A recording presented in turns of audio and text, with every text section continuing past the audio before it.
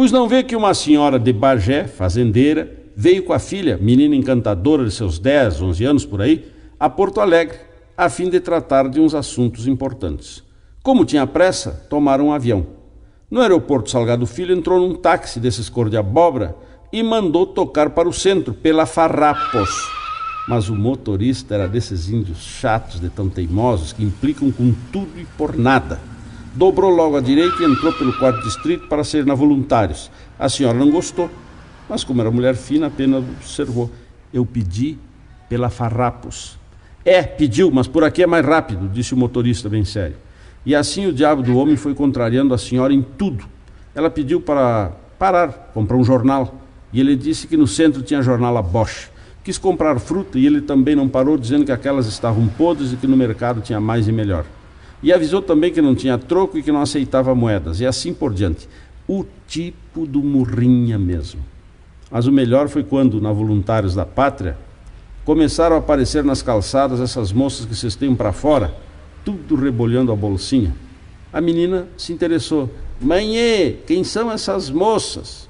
Pelo espelho retrovisor, a senhora bagiense já viu a cabeça do motorista se altear interessadamente e encabulou.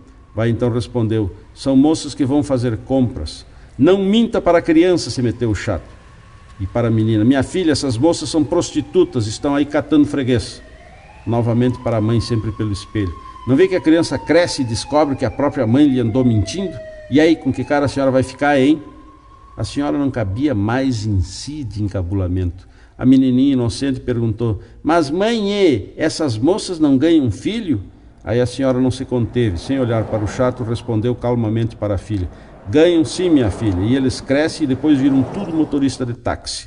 O motorista freou em seco, era uma sinaleira por sorte. Elas saltaram e se foram calmamente, a senhora também não tinha troco.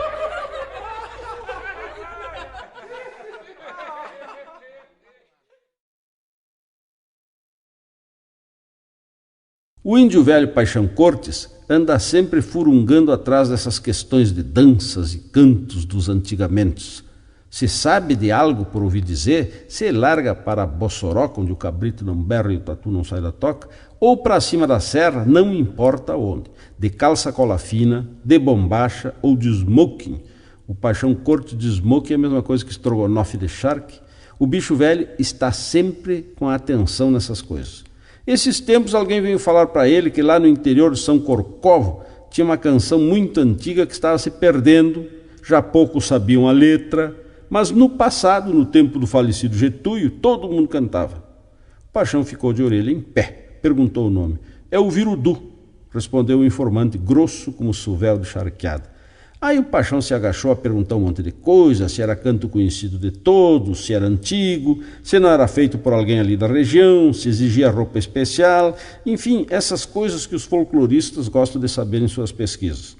E o informante ali, sério, respondendo que não, que esperança, que nenhum deles tinha feito aquilo, que era coisa dos antigos, um que sabia a letra toda já tinha batido com a cola na cerca e por aí se foi. O Paixão ficou como louco. Pegou gravador, pilha, fita, máquina, aquelas lâmpadas que alumiam tudo um clarão, encandeando os olhos da gente, filmadora, o diabo, e se largou para lá. Na rodoviária, já o primeiro informante esperava o ilustre visitante acompanhado de alguns curiosos. Mas o velho, que parece que sabia toda a letra do Virudu, estava numa estância mais para o interior e não havia jeito de se mandar chamar. O Paixão interrogou por ali mesmo aqueles índios e todos confirmaram que já tinham ouvido o Virudu, que era muito bonito e antigo e que o velho sabia mesmo a letra toda. Aí o Paixão deu jeito num jipe caindo aos pedaços e se tocou com o primeiro informante para tal estância. E lá estava o velho, mas velho mesmo. Vendo o Paixão, o velho não queria falar, que essa gente é meio chucre e desconfia sempre dos homens do povo. Aí o Paixão teve que se sacrificar, provou um golzinho da pura de Santo Antônio com o velho e então, aí sim, conseguiu conversar. Quer dizer que o senhor conhece mesmo o Virudu? Quer dizer que conheço, sim, senhor. E é muito antigo? Mas, bah! E o senhor sabe cantar o Virudu? Saber eu sei, mas quer dizer que não me animo. Ora, mas que é isso? Cante aí um pouquinho para nós. Então o velho se animou, limpou os peitos e começou. O Virudu Ipiranga, as margens plácidas. Tiveram que agarrar o Paixão que queria dar no informante.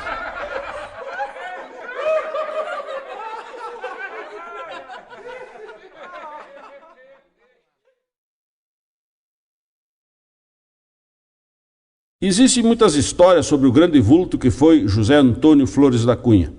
Ele mesmo dizia que em política o importante não é o fato, mas a versão. Mal comparando, pode-se dizer que o fato é a história e a versão é o folclore. No nosso caso, interessa a versão folclórica. Se essa versão não coincide com a história, pior para a história. Pois diz que certa feita o general Flores da Cunha, presidente do estado, na época em que os estados tinham presidentes, precisava de um índio de confiança para um trabalhinho perigoso. Capangas existiam aos montes, mas não era de um capanga que ele estava precisando. Tinha que ser um homem de coragem, claro, mas que se tocasse de matar, matasse pela frente, olhando o condenado no branco do olho. E foi aí que um coronelão das missões um dia se apresentou em palácio trazendo, dizia ele, o homem indicado. O cujo estava junto, um índio alto, magrote, mas forte como sapato de padre, de melena grande e bigode caído, e sério como um tamanco. No mais, tinha uma cicatriz que unia o canto da boca com o olho, o que lhe dava uma aparência ainda mais sinistra. O Flores mandou passar o coronel e o seu confiança. É esse o homem? Perguntou. É esse mesmo, confirmou o coronel. Com esse, o senhor vai ficar bem servido. Mas aí o velho Flores olhou e viu aquela baita cicatriz, um biarraço atravessando a cara do índio e deu um pulo. Esse não me serve. Eu quero o que fez essa cicatriz na cara dele. Aí foi a vez do índio falar, ele que até então estava mudo. Esse vai ser difícil, doutor. Esse só se o senhor mandar desenterrar.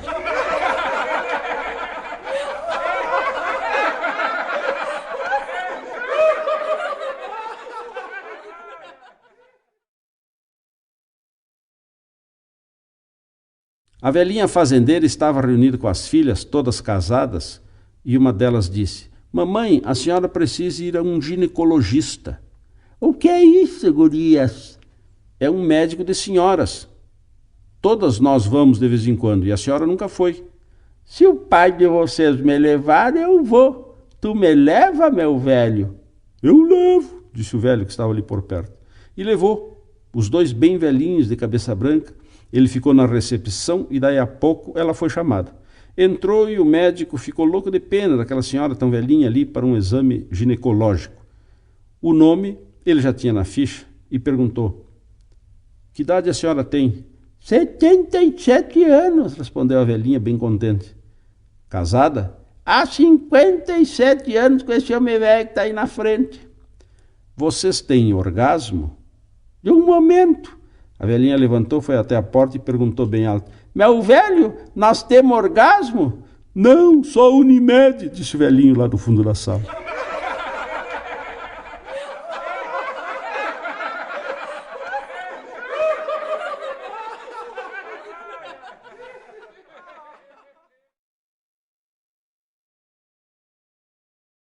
Esses índios pagos pelo governo que andam especulando a vida da gente, quanto são, quanto não são, se estudam, se trabalham, que idade tem, coisa assim, são os recenseadores. Estou para ver gente mais especula. Agora tem uma coisa, se pelam de medo de cachorro brabo. De vez em quando sai um ventando de um rancho com um guaipeca grudado nos fundilhos ou nos garrões. Pois um desses cujos recenseadores bateu num rancho na costa de um mato lá para as bandas do Rincão do 28, no Alegrete, sempre se bombeando, com medo da cuscada. O rancho era solitário, abandonado, mas parecia uma tapera, querência de fantasmas e almas do outro mundo. Quando o recenseador bateu, a porta se abriu, rangendo. Era uma escuridão lá dentro que dava medo. O homem já ia mostrar a sola dos pés quando olhou para baixo e viu, quieto e olhando para ele, bem sério, um guri baixinho, cabeça grande, de olho saltado, com as duas mãos fechadas na altura do peito, assim como quem segura algo muito precioso. Aí o guri disse para ele, adivinha o que eu tenho nas mãos? A voz do guri combinava com ele, era grossa e bem pausada. A chave da casa? Perguntou, forçando um tom alegre, o recenseador. Errou. Aí o homem ficou curioso. O que então tu tem nas mãos? Paralisia, disse o guri sempre sério, sem mexer as mãos. O homem se desconcertou todo e quis sair por outro lado. Tu tem pai? Morreu. Tu tem mãe? Morreu. Tu tem irmão? Tenho. Onde está? Na faculdade de medicina. Ah, que bom, vai ser médico? Não, tá lá dentro de um vidrinho com água. Aí o recenseador disparou.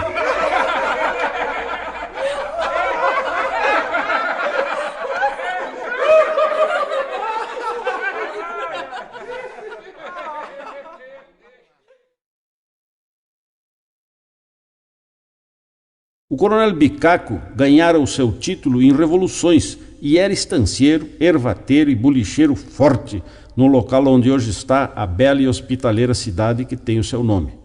Ele também foi o avô paterno do ex-governador do estado e meu querido amigo Amaral de Souza. Fisicamente ele se parecia com Getúlio Vargas, pequeno, forte e entroncado, grosso como tarugo de pipa, cheio de manias e meio agarrado com os pilas. De uma feita recebeu a visita de um viajante de São Paulo que trazia uma novidade para o bolicho: pinico aloçado, de vários calibres e virola de cores diferentes. E sem tampa, ao contrário daqueles antigos pinicos de louça que vinham nos enxovais fazendo jogo com a jarra, a bacia, a saboneteira, a escarradeira. O coronel gostou e quis comprar, mas o homem disse que só vendia por grosa. Aí o índio velho pensou que grosa era como os birivas chamavam, as dúzias, e encomendou 12 grosas, e de cada tipo. Surpreendido, mas satisfeito, o viajante assinou o pedido. Daí uma semana começou a chegar pinico no bolicho que não acabava mais. Os trens despejavam em Ijuí vagões e vagões de pinico, e as comitivas de carreteiros não tinham descanso. Apavorado, o coronel Bicaco quis parar com tudo aquilo. Chamou um confiança, fez um telegrama, contou as palavras direitinho e deu ao homem cavalo encilhado e o dinheiro contado para passar o telegrama em Ijuí, a 35 léguas de distância. Mas deixa que o confiança gostava de um trago, uma coisa por demais, e parou num bolicho de beira de estrada para umas que outras. Chegou à estação da aviação ferro e faltou dinheiro para todo o telegrama, que era assim: não manda mais pinico, ponto, coronel Bicaco. O negócio era cortar uma palavra e a moça quis saber qual seria. Ele então disse: corte a primeira. Era a palavra não. Resultado: outra inundação de pinico. Desesperado, o coronel Bicaco redigiu outro telegrama: parem de mandar pinico, ponto, coronel Bicaco. Contou o dinheiro e mandou confiança de novo a Ijuí. Aí o borracho levou mais dinheiro do dele. Estava preocupado, achando que estava chegando mais pinico por sua causa, porque deixara da outra feita uma palavrinha à toa de fora. Aí resolveu corrigir o erro, pegou a palavra que antes tinha ficado de fora e acrescentou no telegrama de agora, satisfeito consigo mesmo. O telegrama ficou assim: não parem de mandar pinico, ponto, coronel Bicaco. Até hoje ainda tem pinico sem uso daqueles tempos, lá em Coronel Bicaco.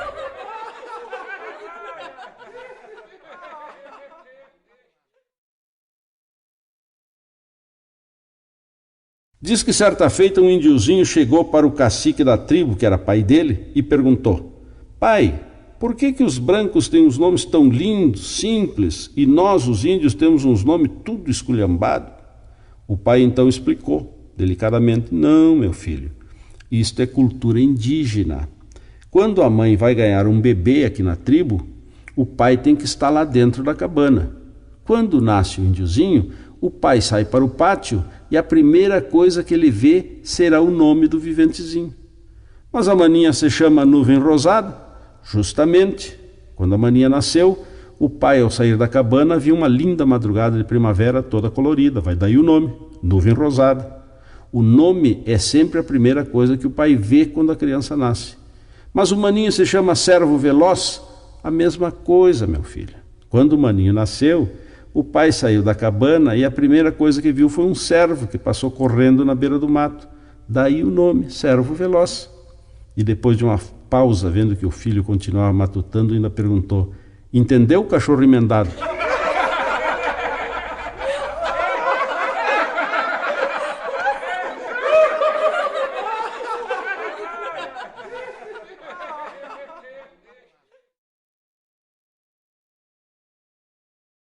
As rádios do interior mantêm um programa que faz grande sucesso na campanha. É o Mensageiro Rural, que transmite música regionalista, informações gerais de interesse campeiro e manda recado. Manda recado. O recado paga por unidade, quer dizer, é sempre o mesmo preço. Mas muito índio grosso acha que paga por palavra, como telegrama, e assim aparece cada um que só vendo.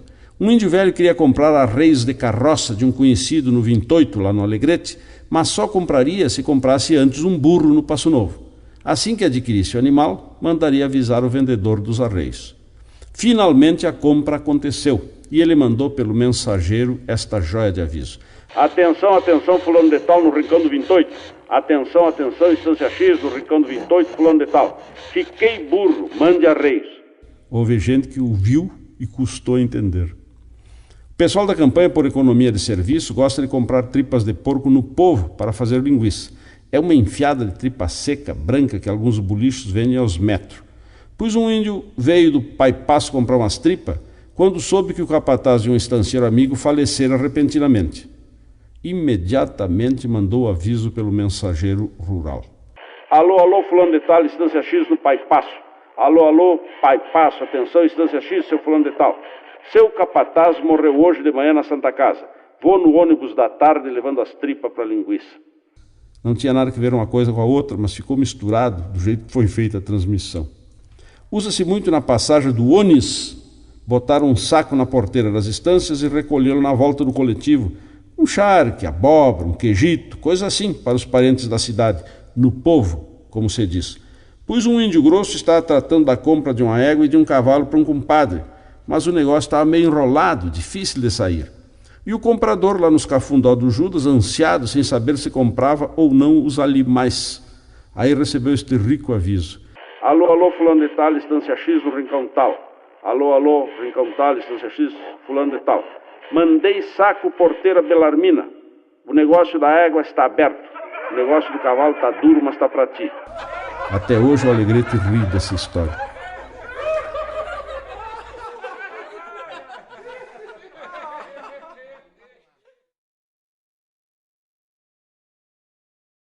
O Bagre do Alegrete, meu querido irmão e amigo, em mais de uma oportunidade tem sido personagem de causo meu, todos verdadeiros, verídico que aconteceu, como se diz na nossa terra.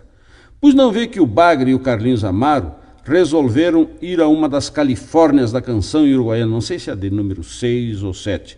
O pobre do Carlinhos hoje é falecido, mas era um índio forte como sapato de padre que dava um dedo por uma boa peleia. Foi preso várias vezes no Alegrete e tinha um orgulho. Nunca entrou caminhando numa cadeia. Só entrava de arrasto, isto é, depois de brigar muito e de ser, afinal, vencido pelo número. Sabia brigar como ninguém e era ligeiro como um gato. E dar um soco nele e dar numa parede era a mesma coisa. Pois não vê que na tal Califórnia os dois começaram a cantar, o Bagre acompanhado ao violão.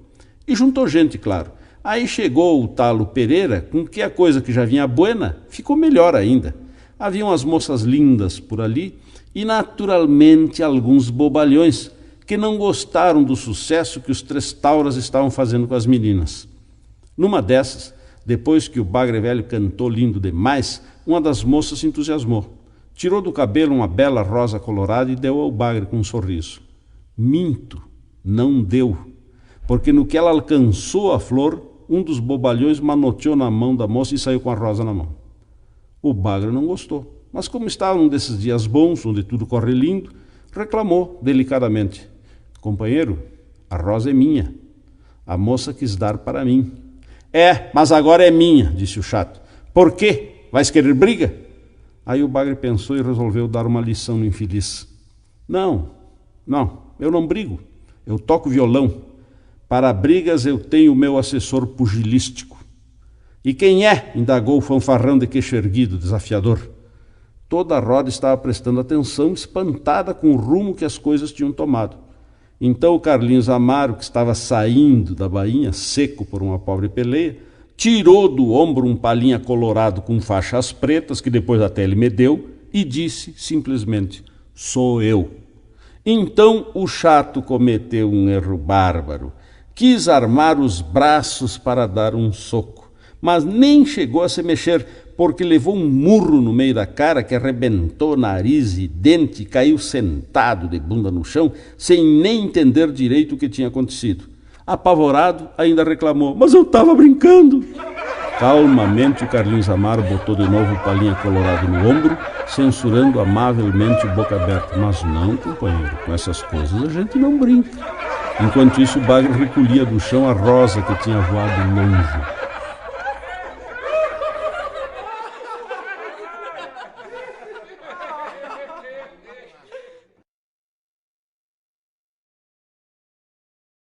Isto foi em outros tempos, agora não. Agora o Alegrete está cheio de professora com mestrado. Que palavrinha feia.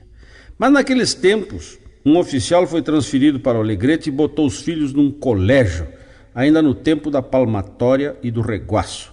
Eu mesmo, que não sou tão velho assim, levei muito beliscão torcido, régua pela cabeça, puxão de cabelo dado pela professora, e quando chegava em casa, ainda o velho Euclides, meu pai, que tinha dito para a professora nos puxar o matambre, ainda nos passava o laço outra vez. Tempos bravos. Mas que a gente aprendia? Ah, aprendia. Abaixo de palmas aprendia. Pois o tal oficial, quando foi receber o boletim dos filhos, estranhou aquelas letras. LB, LE, B, M, UB. No meio do ano o índio velho ainda aguentou no osso do peito. Mas no fim do ano quis saber se afinal de contas os filhos tinham passado ou rodado e em que matérias tinham se saído bem. E aí ficou sabendo. LB, louco de bueno. LE, louco de especial. B, buenaço. M, macanudo, que era a melhor nota, equivalente a 10. UB, uma bosta, esse é rodado.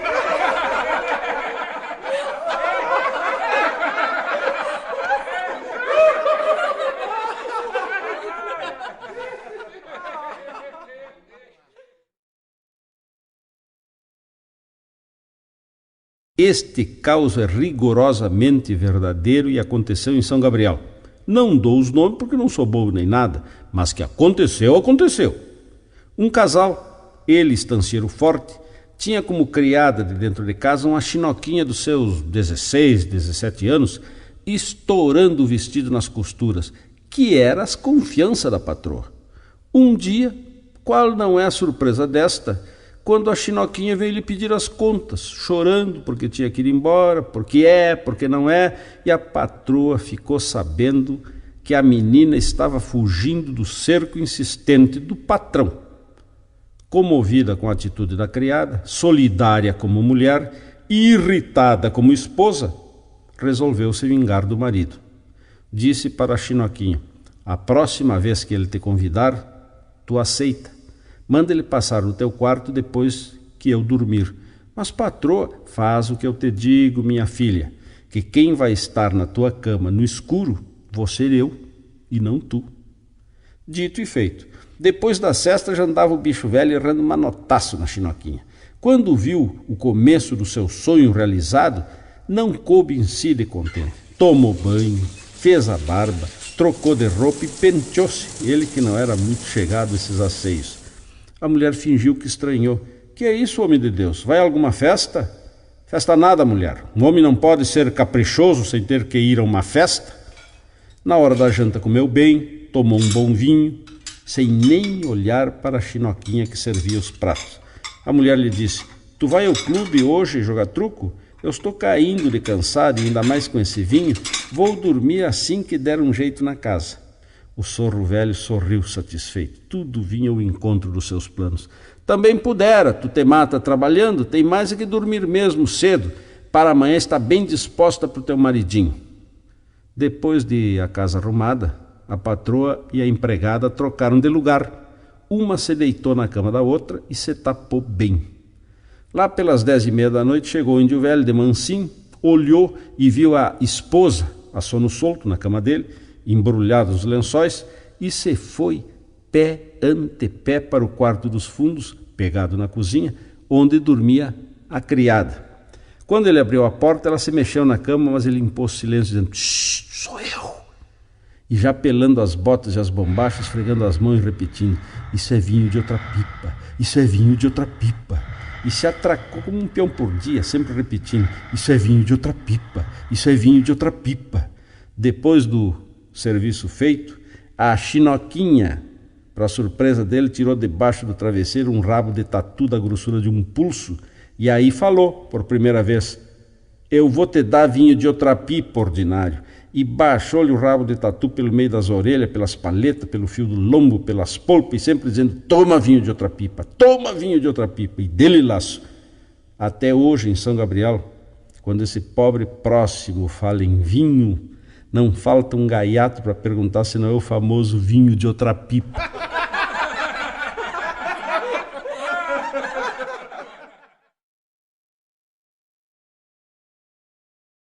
Este caos é verídico e acontecido, quero cair morto no meio de 4 velhas, aquelas coisas todas, por esta luz que me alumei, etc. e tal. Os Chagas são uma família bastante conhecida de Rosário do Sul a São Gabriel, passando por Santa Maria. A Parada Chagas, por exemplo, tem esse nome em homenagem a eles. Pois um Chagas estancieiro, isto vai o quê? Uns 30 anos atrás, tinha um peão, tinha não, tem um peão que é um desastre. Gago uma coisa por demais, é kikiki, kkk para isto, kikiki, kkk para aquilo, e assim ele vai empacado como burro de biriva. E quando fica nervoso ou brabo, aí não adianta tossicar, ele não fala mesmo, fica mudo, só abre a boca e fecha como peixe fora d'água. Só não é como aquele porco que o Vasco surdo estava roubando e que gritava de rasgar a goela. Como o Vasco velho não via nem tiro de canhão, ainda comentou ao ver a boca do porco se abrindo sem sair som. Assim me gusta el tirano que abre a boca e não grita. E foi preso 2 quadras adiante, a polícia em peso acorreu aos berros do chancho. Pois os Chagas tinham ido num fim de tarde de verão, todos eles, tomar banho numa baixada junto ao rio que corre nos fundos da estância, no meio de um mato alto. Estavam lá se divertindo, brincando e rindo, quando vem chegar a meia rédea de empelo o diabo do Gago, com os olhos arregalados, apavorados, se virando para trás e apontando. E assim como esbarrou na beira d'água onde estavam os índios, bolhou a perna e sempre de olhos esbugalhados, se virava para trás, apontava com insistência, chamava todos para saírem d'água e não conseguia falar. Todos compreenderam que era caso sério, que tinha acontecido alguma coisa grave. O que foi, pelo amor de Deus? Fala, desgraçado! E nada, o Gago só repetia aquela mímica desesperada. Aí alguém se lembrou que cantando o Gago não gaguejava. Então canta, infeliz, diz o que tu tem a dizer cantando. Aí o Gago cantou. E ainda saracoteava e batia com uma mão na outra. A casa tá pegando fogo e a patroa tá lá dentro. A casa tá pegando fogo e a patroa tá lá dentro. E cantava e dançava sem parar.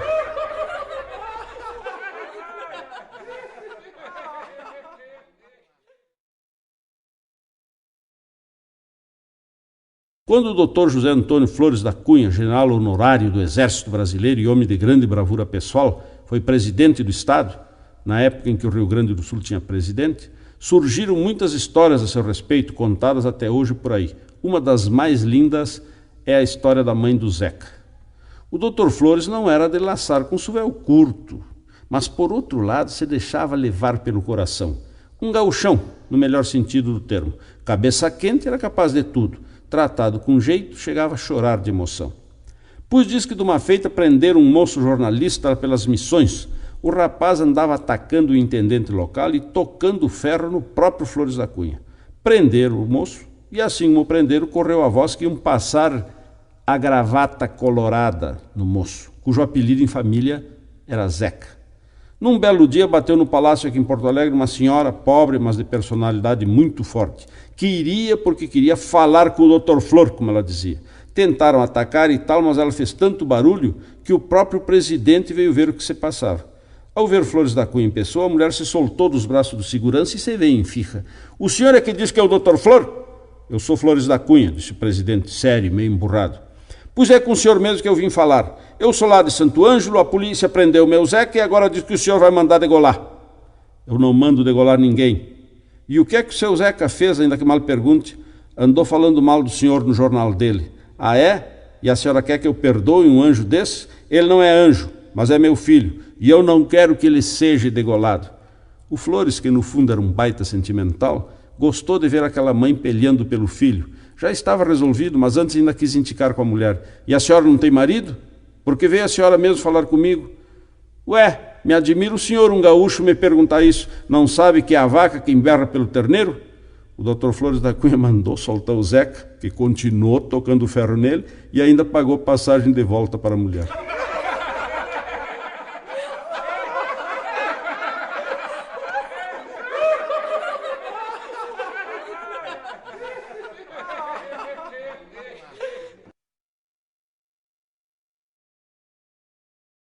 Diz que um dos Vitorino, tio do famoso Nico Vitorino, que foi dos homens mais valentes que andaram pelo Alegrete, esteve na Guerra do Paraguai, peleando como um taura. E ele sempre contava um fenômeno raro, mas possível de acontecer. Tão possível que aconteceu. De uma feita, o Vitorino se cortara do esquadrão quando, de a pé e com a espada na mão no meio de um campestre, foi surpreendido por um cavalariano paraguaio armado de lança. Ao dar com o Vitorino, o paraguaio atropelou de lança em riste, em fija, e começou a abrir a boca, como se fosse gritar ou dizer alguma coisa. O Vitorino, que não era manco nem nada, quando o inimigo chegou em cima dele, quadrou o corpo e mandou-lhe a espada de revesgueio. O golpe bem dado atorou o pescoço do paraguaio e a cabeça dele saiu voando. Caiu no chão e, ainda meio rolando, se virou para trás, com os olhos arregalados de admiração, olhou o Vitorino e disse em espanhol: "Que golpe bárbaro, hermano!" Quer dizer, a fala nasce na caixa do peito e sai pela boca. Quando a espada cortou a cabeça, a fala do paraguaio já tinha passado pela garganta e já estava para sair pela boca. Foi assim que a cabeça pôde falar.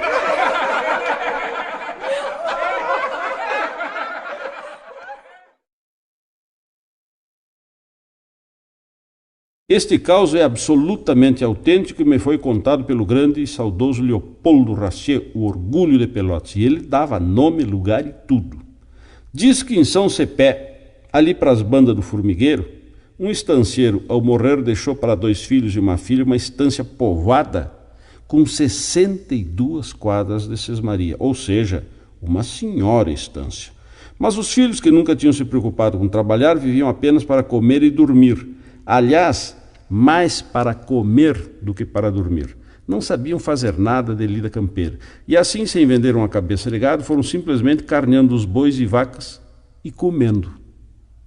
E engordando. E engordando. Quando o rodeio grande já andava pelas caronas, os 2 rapazes morreram, gordos como macho de cozinheira. E como eram solteiros e sem filhos, não tinham tempo para outra coisa que não fosse boia, a irmã herdou a estância inteira e o resto do gado. Quando o gado terminou, em poucos dias, por sinal, ela vendeu 5 quadras e repovoou o campo. Não vendeu nem uma cabeça, simplesmente foi comendo tudo outra vez. Quando comeu a última res, vendeu mais 5 quadras e lotou o campo, só 52 quadras agora. E seguiu comendo. Rapou o campo, vendeu mais, repovoou e comeu de novo, e assim por diante. O que engordou essa moça, pode-se imaginar. Quando estava pesando uns 130 quilos, só tinha a sede da estância e umas 3 quadras de sesmaria. O resto, ela tinha comido tudo.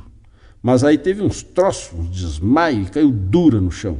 Peão não tinha mais, apenas um capataz que com a mulher cuidava da estância, isto é, cuidava. Cozinhava os 2 para a gorda. O capataz colocou-a numa caminhonete picape e trouxe a patroa para Porto Alegre, onde chegou com as molas do veículo em petição de miséria. No Hospital Moinhos de Vento, os médicos impuseram à gorda uma dieta severa, com internamento de 60 dias abaixo de chá e torrada. A gorda quase enlouqueceu de fome, mas aguentou no osso do peito, porque não tinha remédio, que diabo. Em 2 meses, parece mentira, perdeu 60 quilos. Estava curada. Aí o capataz veio buscá-la com molas novas na caminhonete. Quando entraram na porteira da estância, ela simplesmente olfateou o ar de ventas arreganhadas, com os olhos brilhando, e disse: "Gado, gado." Não é gado, disse o capataz. "É só aquela terneira guaxa, filha daquela vaca barrosa que a senhora comeu antes de baixar a Santa Casa." Para o grosso, tudo que é hospital é Santa Casa. Aí a gorda, se babando toda, disse: "Ensopem." E ensoparam. E ali, na beira do panelão de ferro, desses de quartel, a gorda comeu até morrer empachada no clareado outro dia. Morreu mascando o freio. e feliz. Tinha comido uma estância quase inteira em menos de 2 anos.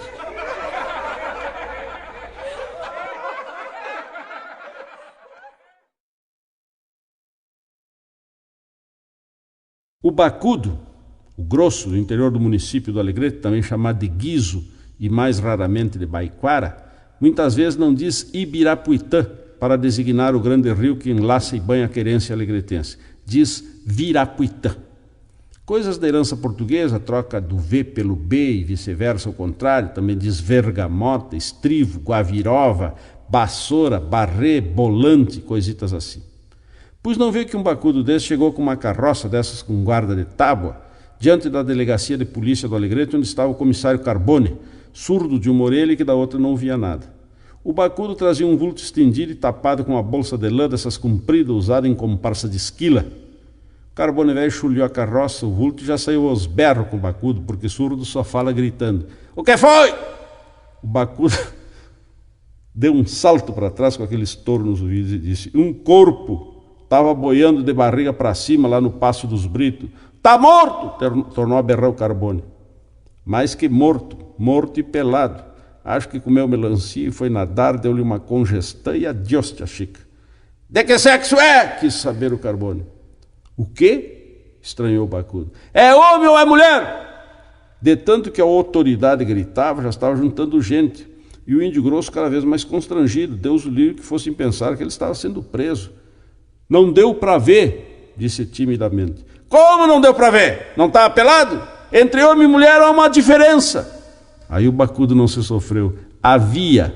Os peixes do Virapuitã comeram a diferença.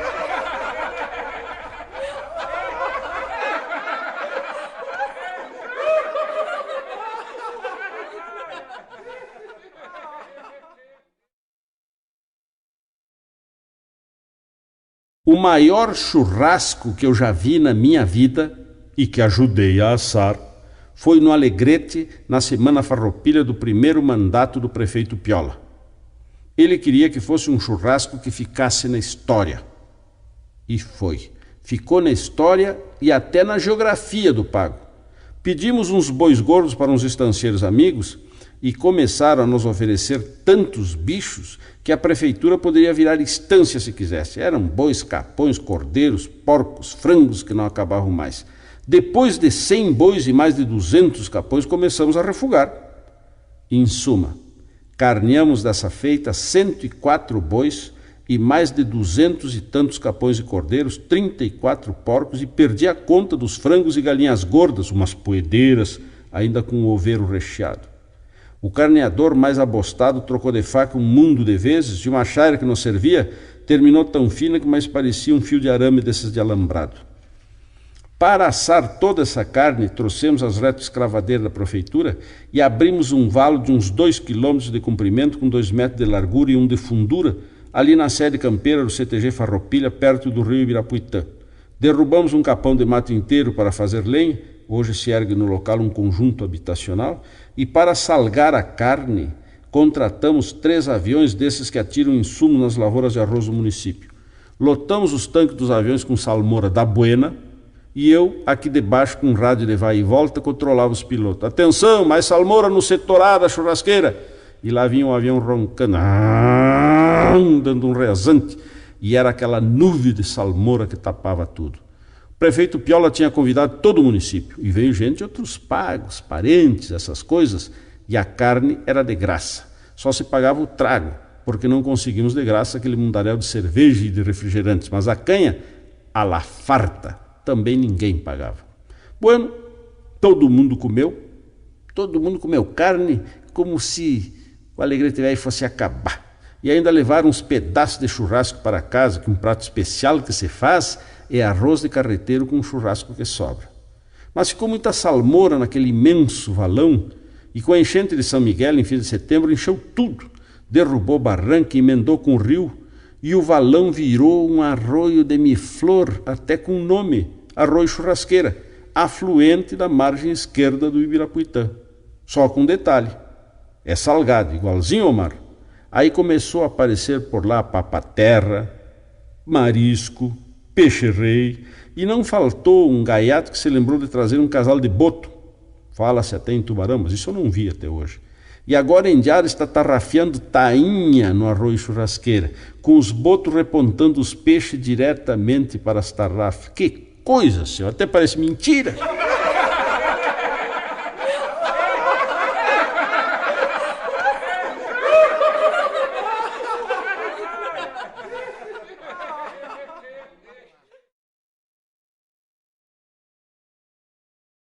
Esse caos é absolutamente verdadeiro e se passou lá por Canguçu, conforme Simões Lopes Neto.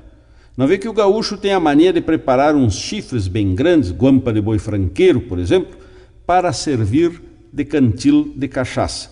E dá ao chifre o nome de borrachão, antiga palavra portuguesa para o caos. Bota um tento e leva o borrachão à meia espalda até em desfile de 20 de setembro. Cansei de ver. Deixa que um dia bateu numa estância em Canguçu, muito tempo atrás, um tropeiro, que aproveitou a tropeada Pelotas para dar uma chegada à estância de um amigo lá do seu pago, que agora tinha comprado campo ali na Zona Sul. Só o casal hospedeiro conhecia o homem, alto, magro e melenudo, que foi muito bem recebido e agasalhado. De noite ia ter baile na estância para os novos amigos do casal, gente da terra, e o tropeiro, claro, mesmo sendo de fora, foi convidado. Ele apareceu no salão com um borrachão à meia espalda e de vez em quando dava uma bicada que ninguém é de ferro. Ficou ali pelo seu canto, não tirou ninguém para dançar, mas todo mundo olhava para ele com curiosidade. Deixa que a alma de todas as festas na região era uma jovem senhora muito bonita, alegre, dizedeira de graça, dançadeira como ela só, casada com um índio quieto, meio boca aberta, que era com quem ela menos dançava. Ali todos achavam muito natural aquela alegria escancarada. O tropeiro, no seu canto, só olhava, quieto. Na hora da polca de relação, que é a única dança em que a mulher escolhe par na campanha gaúcha, o diabo da senhora foi lá e tirou quem? O marido? Não, tirou o tropeiro, para alegria e cochichos de todos os pares. Ela olhava para as amigas e ria dançando com o rapaz, e ele bem sério. Na hora da relação, parou a gaita e ela lascou, olhando o borrachão dele. Ô moço do chifre grande! Aí já foi uma risada geral. De onde vem e para onde vai? Isto é bem que Deus lhe deu a herança do seu pai. Os pares riam de se torcer. Só o tropeiro parecia imperturbável. Dançaram uma volta e chegou a vez dele retrucar a relação. Bem sério declamou. Não é bem que Deus me deu, nem herança do meu pai. É um chifre do teu marido que de maduro já cai. Aí a coisa engrossou e não dava de si. A senhora chorava, o marido boca aberta queria pelear, e foi preciso que o dono da casa usasse de toda a sua autoridade para que os ânimos serenassem. Mas também, quem mandou ela ser tão saída?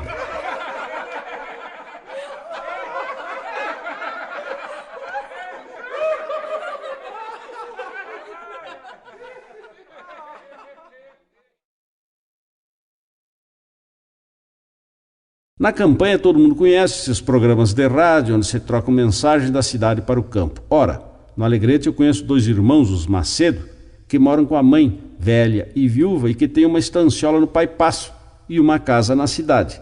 A velha passa uns tempos com um ou com outro, na cidade ou na campanha. Um dia a velha estava para fora com um deles e o irmão que tinha ficado no povo mandou este rico aviso pelo mensageiro rural. Alô, alô, fulano no Pai Passo, fazenda tal e tal. Alô, alô, fazenda tal e tal, no Pai Passo, senhor fulano e tal. Se tu vieres no caminhãozinho, traz a velha, mas não bota atrás, senão ela vomita. Ainda lá no meu pago, 2 amigos queriam montar um aras para a criação de cavalos crioulos. Iam fazer uma sociedade perfeita. Um deles entrava com um cavalo reprodutor, que o gaúcho chama de colhudo, ou pastor, e o outro botaria na sociedade a melhor égua crioula de que se tinha notícia. Só que ninguém sabia onde andava a tal égua premiada, lá para os lados da serra, muito longe. Então o que ia sair de atrás da égua disse para o outro: se eu conseguir comprar a égua, eu te passo um aviso e tu compra o colhudo, tá? Tá. E se foi. Viajou dias e dias, serra abaixo e serra acima, disseram que o animal se encontrava em soledade, mas não era encantado. Lá com os gringos ele fechou o negócio. Então mandou para o sócio esta joia de aviso: fique Troquei égua, estou encantado. Fica colhudo e vamos tratar de tirar cria.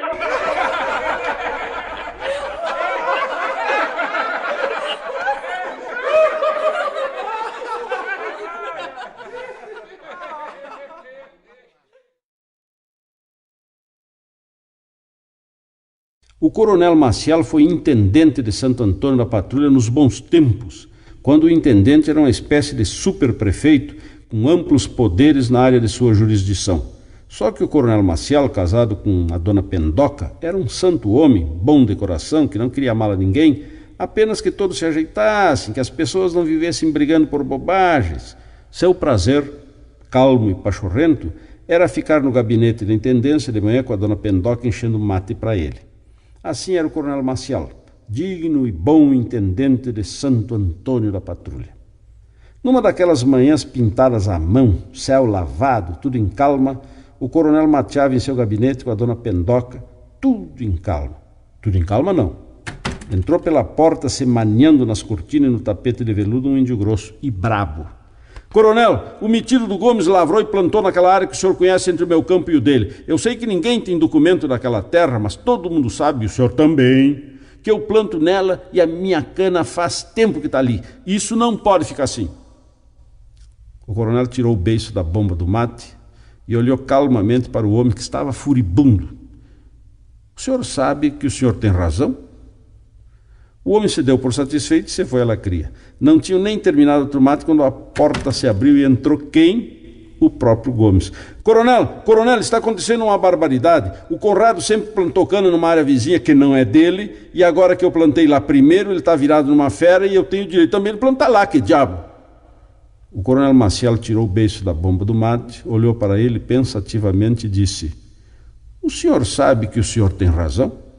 O homem saiu bem satisfeito e o coronel Maciel voltou para o seu mate. Aí a dona Pendoca não se sofreu. Mas tu é um homem velho bem desmoralizado. Para um, tu disseste que ele tem razão. Para outro, também. Tu não pode fazer isso, Maciel. Aí o coronel Maciel tirou o beiço da bomba do mate, olhou pensativamente para a dona Pendoca e disse: tu sabe que tu também tem razão?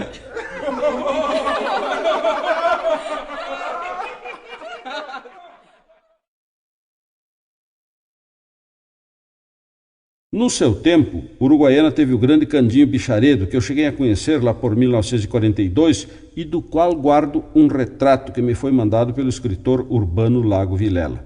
Diz que o Alegrete Quaraim também tinha o seu mentiroso oficial, não sei o certo, mas se conta dos três este rico caos. Numa feira de pecuária, os maiores fazendeiros dos três municípios jogaram um boi gordo para ser carneado e churrasqueado entre eles, cada grupo jogando no mentiroso do seu pago. Trouxeram, à custa de adulação e promessa, os três, mas deixa que cada um já sabia da fama dos outros dois, e os três estavam se cuidando muito, ninguém queria começar a contar caos. Vai daí, um dos estancieiros do Alegrete inticou: será que vocês têm memória boa? Alguém se lembra de alguma coisa muito antiga? O mentiroso do Alegrete baralhou o freio e se atracou. Coisa antiga. Bueno, não sei se é coisa muito antiga, mas eu me lembro do dia em que aprendi a mamar. A falecida minha mãe me botou no seio, eu ladei a cabeça o que pude, ela insistiu, e de repente eu comecei a mamar aquele leite doce, tão bom. Parece que foi ontem.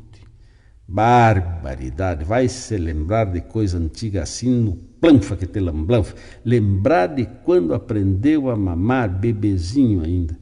Todo mundo pensou que ninguém ganhava do alegretense, mas o barbicacho do Quaraim limpou a garganta e lascou. Coisa antiga. Deixa eu ver. Eu me lembro bem direitinho quando nasci. Aqui vale dizer que caiu o queixo dos três mentirosos. Eu estava bem lindo num laguinho, boiando, feliz da vida, e de repente senti umas estremeção, uns apertos, uns puxão para baixo, fui esmagado, empurrado num túnel muito apertado e escuro, me doía tudo, aí saí na luz, que me encandeou os olhos, me pegaram pelos pés, me deram uns tapas na bunda, eu chorei, e todo mundo riu feliz. Cruz, o animal se lembrava do próprio nascimento. Ganhou de luz, pensavam todos. Mas aí olharam para o Candinho Bicharedo, o de Uruguaiana, que estava quieto no seu canto. Quando viu que era senhor da atenção de todos, o velho Candim falou por primeira vez. Coisa antiga? Coisa antiga? Não sei bem, mas eu me lembro de um piquenique que eu fui com o meu pai e voltei com a minha mãe.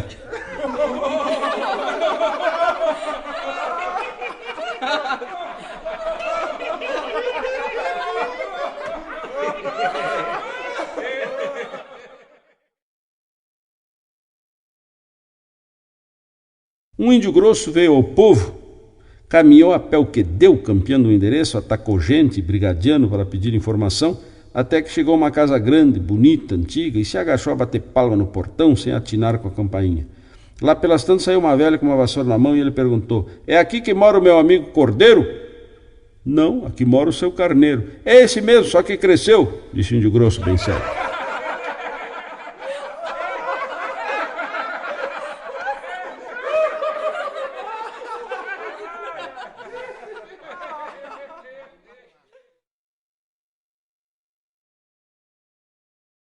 Gente de campanha não tem muito respeito pela gente do povo, a quem chama de povoeiro e cola fina. Quando o cola fina é perguntão, então aí não há quem aguente.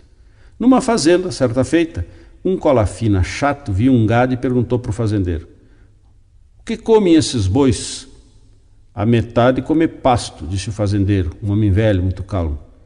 E a outra metade? Também. O cola fina não se deu por achado e insistiu. Quanto pesa um boi desses? A metade tem a média de uns 450 quilos. E a outra metade? Também, respondeu o fazendeiro sempre calmo. Novamente o chato da cidade não entendeu a arte do estancieiro. De que raça são esses boi? A metade é pampa. E a outra metade? Também. Aí o poveiro compreendeu que era vítima de uma brincadeira e se irritou. O senhor está me gozando. Tudo que eu pergunto, o senhor diz a metade e a outra metade é sempre igual. O senhor está me fazendo de bobo? Não leve a mal. É o seguinte, uma metade desse gado me pertence. E a outra metade? Também. Aí o chato entrou no carro e voltou para a cidade.